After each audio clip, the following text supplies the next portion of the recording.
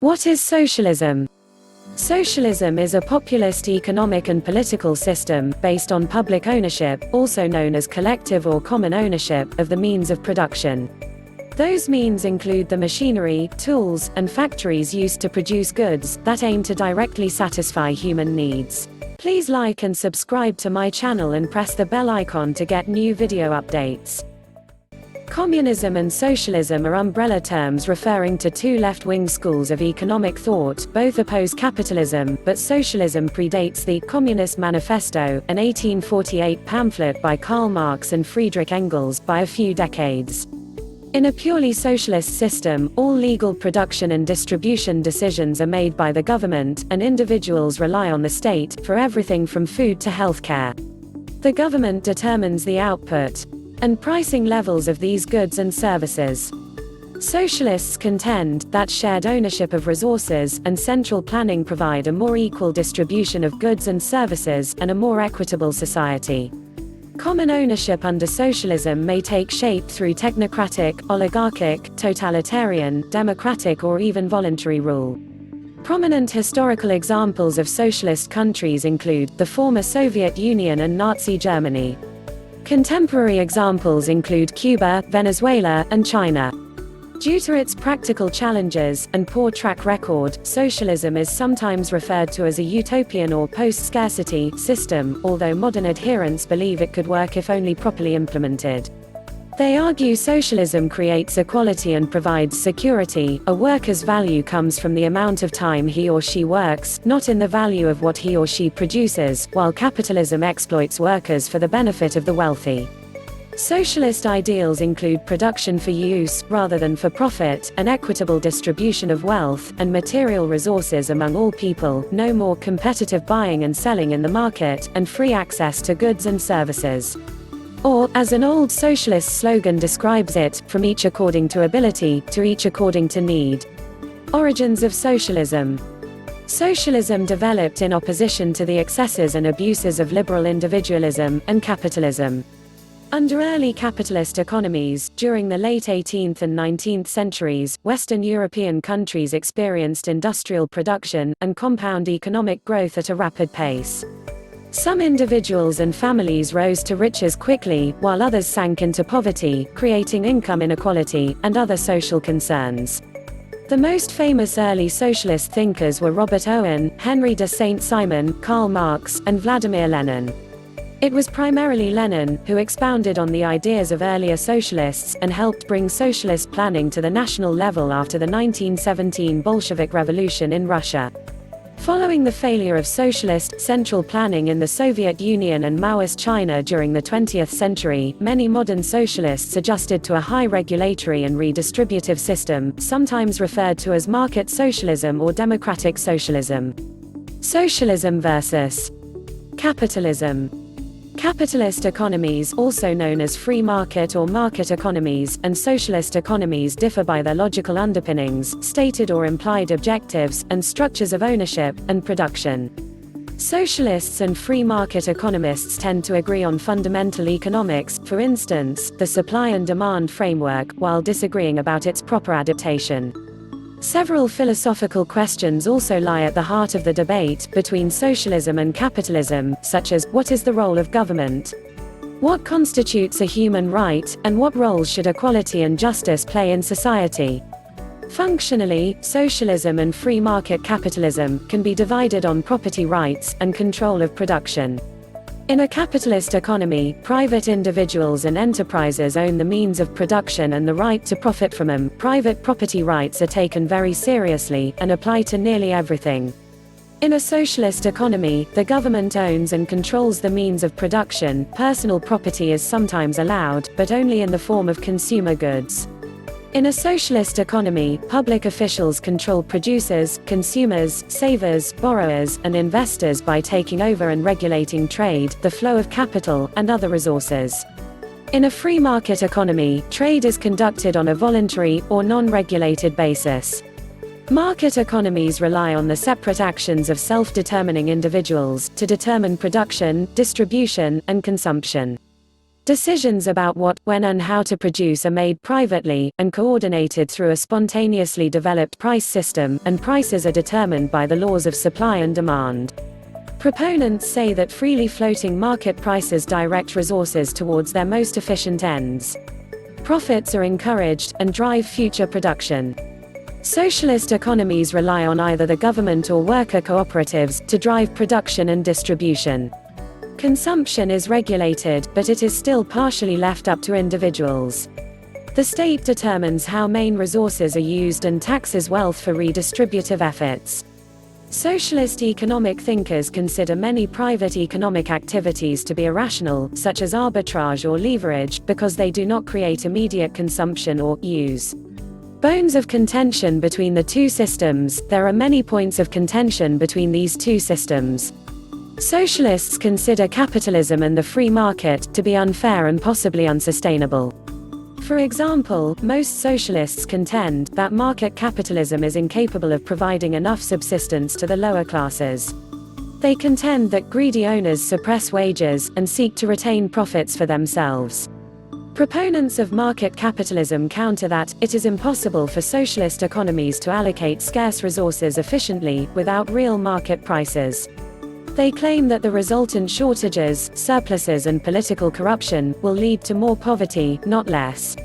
Overall, they say that socialism is impractical and inefficient, suffering in particular from two major challenges. The first challenge, widely called the incentive problem, says no one wants to be a sanitation worker or wash skyscraper windows.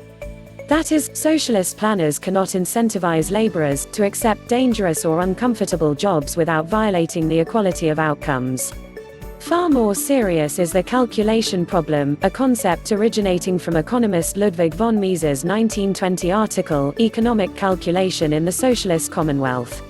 Socialists, wrote Mises, are unable to perform any real economic calculation without a pricing mechanism. Without accurate factor costs, no true accounting may take place. Without futures markets, capital can never reorganize efficiently, over time. Can a country be both? While socialism and capitalism seem diametrically opposed, most capitalist economies today have some socialist aspects. Elements of a market economy and a socialist economy can be combined into a mixed economy. And in fact, most modern countries operate with a mixed economic system. Government and private individuals both influence production and distribution. Economist and social theorist Hans Hermann Hoppe wrote that there are only two archetypes in economic affairs, socialism and capitalism, and that every real system is a combination of these archetypes.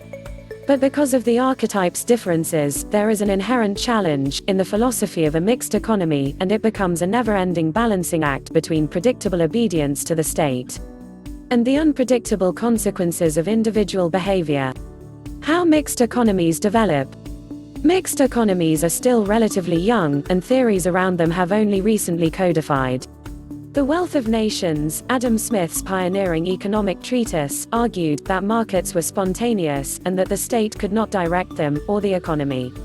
Later economists including John Baptiste Say, F. A. Hayek, Milton Friedman, and Joseph Schumpeter would expand on this idea.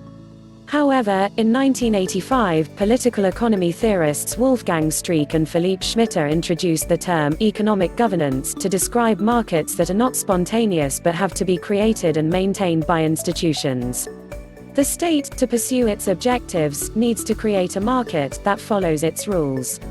Historically, mixed economies have followed two types of trajectories. The first type assumes that private individuals have the right to own property, produce and trade. State intervention has developed gradually, usually in the name of protecting consumers, supporting industries crucial to the public good, in fields like energy or communications, providing welfare, or other aspects of the social safety net. Most Western democracies, such as the United States, follow this model. The second trajectory involves states that evolved from pure collectivist or totalitarian regimes. Individuals' interests are considered a distant second to state interests, but elements of capitalism are adopted to promote economic growth. China and Russia are examples of the second model. Transitioning from socialism. A nation needs to transfer the means of production to transition from socialism to free markets. The process of transferring functions and assets from central authorities to private individuals is known as privatization. Privatization occurs whenever ownership rights transfer from a coercive public authority to a private actor, whether it is a company or an individual. Different forms of privatization include contracting out to private firms, awarding franchises, and the outright sale of government assets, or divestiture. In some cases, privatization is not really privatization. Like case in point, private prisons. Rather than completely ceding a service to competitive markets and the influence of supply and demand, private prisons, in the United States, are actually just a contracted-out government monopoly. The scope of functions that form the prison is largely controlled by government laws, and executed by government policy. It is important to remember that not all transfers of government control result in a free market. Privatizing a socialist economy. Some nationwide privatization efforts have been relatively mild, while others have been dramatic. The most striking examples include the former satellite nations of the Soviet bloc after the collapse of the USSR and the modernization of the post-Mao Chinese government. The privatization process involves several different kinds of reforms, not all of them completely economic. Enterprises need to be deregulated, and prices need to be allowed to flow based on microeconomic considerations. Tariffs and import-export barriers need to be removed, state-owned enterprises need to be sold, investment restrictions must be relaxed, and the state authorities must relinquish their individual interests in the means of production. The logistical problems associated with these actions have not been fully resolved, and several different theories and practices have been offered throughout history. Should these transfers be gradual or immediate? What are the impacts of shocking an economy built around central control? Can firms be effectively depoliticized? As the struggles in Eastern Europe in the 1990s show, it can be very difficult for a population to adjust from complete state control to suddenly having political and economic freedoms. In Romania, for example, the National Agency for Privatization was charged with the goal of privatizing commercial activity in a controlled manner.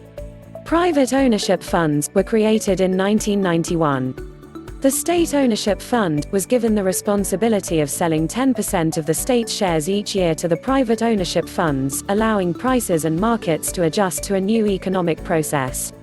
But initial efforts failed, as progress was slow, and politicization compromised many transitions.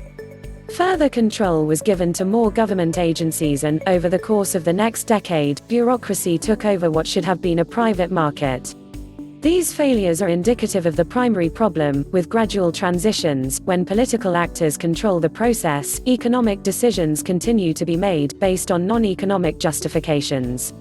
A quick transition may result in the greatest initial shock and the most initial displacement, but it results in the fastest reallocation of resources toward the most valued, market-based ends.